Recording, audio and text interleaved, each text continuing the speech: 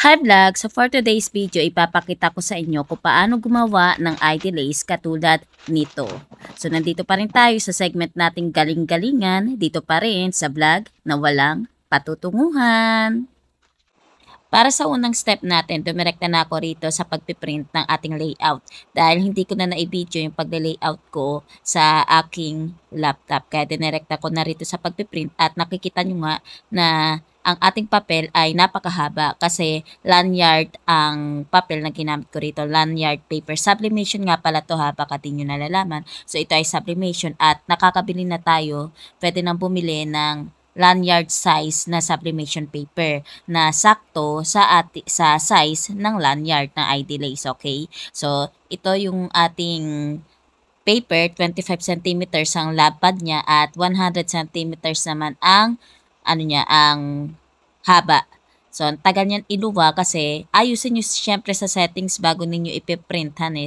Ayusin nyo yung settings, naka-mirror dapat yung settings niyan. Tapos naka-high at matte. Naka-matte, naka-high. Kaya ang tagal niyang iluwa kapag pinrint kasi sobrang haba at naka-high din yung ating setting sa print, sa pagpiprint. Tapos nilagyan ko yan ng paperclip sa ilalim. Kung hindi nyo nakikita, may paperclip yan para hindi mag-ikot o hindi mag-curl, 'di ba? May pa-curl tayo. Hindi mag-curl habang lumalabas yung ating papel. So hintayin lang natin lumabas 'yan para mailapat natin yung ating lanyard. Okay, so nakapag-press na ako. Hindi nyo nakita ko paano ako nag-press at paano ako naglapat ng ating lanyard dito sa ating sublimation paper. Kasi kahit ako nagtataka kung bakit nawawala yung aking video sa paglalapat ng ating lace at ng pagpe-press nitong lace na to. So, ang ginamit ko, kukwento ko na lang kahit hindi kayo interesado, ang ginamit ko rito ay yung aking heat press na sapphire, yung kulay blue, violet. Bahala kayo, tingnan nyo na lang kapag nakita nyo minsan sa isa sa mga video ko, na kung saan A4 ito, at mapapasin nyo naman, napakahaba nitong ating papel, nitong ating ipipress. Kaya ang ginagawa ko rito, kaya ang dami niyang tape napakaraming tape kasi palipat-lipat ako. Yung una muna ay do sa unang-unang side nitong papel na to ang ipipress ko. Kung hanggang saan aabutin na ating heat press, hanggang doon lang muna ako. Pagka natapos yung time ko, saka ako ililipat.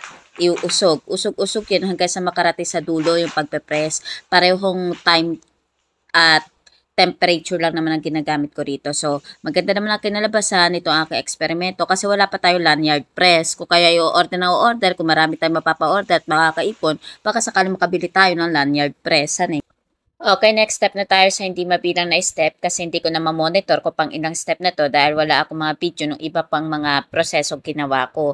Itong ating video nakikita ninyo ngayon ay time-lapse kaya hindi ko may pakita na maayos kung anong mga pinagagagawa ko pero sa puntong ito ako ay nag-assemble na ng ating lace sa ating snap button at binubutasan ko na gamit ang ating soldering iron. So sa pagkakabit nga nito ating lace sa ating snap button, siguraduhin ninyo na magkatugma yung ating mga logo. Iyan yung magiging palatandaan natin na maayos yung ginagawa natin kapag nagtugma yung ating logo, yung logo ng ating ID lace. Saka natin bubutasan gamit ng ating soldering iron at saka natin ilalak gamit naman ng ating lock, pang-lock na nabili ko rin, na set na siya pang harap sa kapanglikod.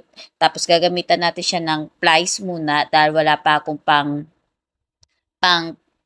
pangkabit ng ating lock button sa ating ID lace. So, pansamantagal muna ang ating plies sa pagkakabit nitong button natin, Okay, so dito muna nagtatapos ang paggawa ng aking ID lace dahil nga wala yung mga video ko, hindi ko malaman kung saan napunta. So, kung sakali man na may o-order ulit, ipapakita ko sa inyo yung totoong proseso o yung pinaka-proseso na paggawa ng ating ID lace. Okay, so dito muna nagtatapos ang aking galing-galingan na hindi masyado naging magaling dahil nga kulang-kulang ang video ito.